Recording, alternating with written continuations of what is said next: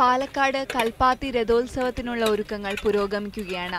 നഗരസഭയും പോലീസും സംയുക്തമായി കൽപ്പാത്തിപ്പുഴയും പരിസര പ്രദേശങ്ങളും ശുചീകരിച്ചു. ഇന്ന് രാവിലെ 8:30-നും 10:30-നും ഇടയ്ക്ക് കൊടിയുയരും. തുടർന്ന് സംഗീതോത്സവം നടക്കും. ടൂറിസം വകുപ്പും സാംസ്കാരിക വകുപ്പും ചേർന്നാണ് സംഗീതോത്സവം സംഘടിപ്പിക്കുന്നത്.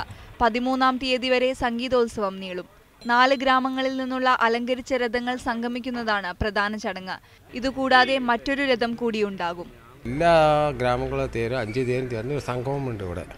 ആ തേര് നോക്കിക്കഴിഞ്ഞാൽ 5 തേര് നോക്കിക്കഴിഞ്ഞാൽ നമ്മൾ ഇതുവരെ ചെയ്ത പാവങ്ങളൊക്കെ പോകും പറഞ്ഞാണ് ഒരു ഐതിഹ്യം. ആ ബാക്കിയുള്ള തേര് കണ്ടില്ലെങ്കിലും വേണ്ട, അന്ന് നോക്കണം. 16-ാം തീയതി നടക്കുന്ന രഥസംഗമത്തിന്റെ മുന്നോടിയായി പശുക്കളെ അലങ്കരിച്ച് ഗ്രാമങ്ങളിലൂടെ ചുറ്റും. തമിഴ് ബ്രാഹ്മണ ആചാരപ്രകാരമാണ് ഉത്സവങ്ങൾ നടക്കുന്നത്. രഥോത്സവം കാണുന്നതിനായി കേരളത്തിനകത്തു നിന്നും പുറത്തുനിന്നുമായി ധാരാളം ആളുകൾ എത്താറുണ്ട്.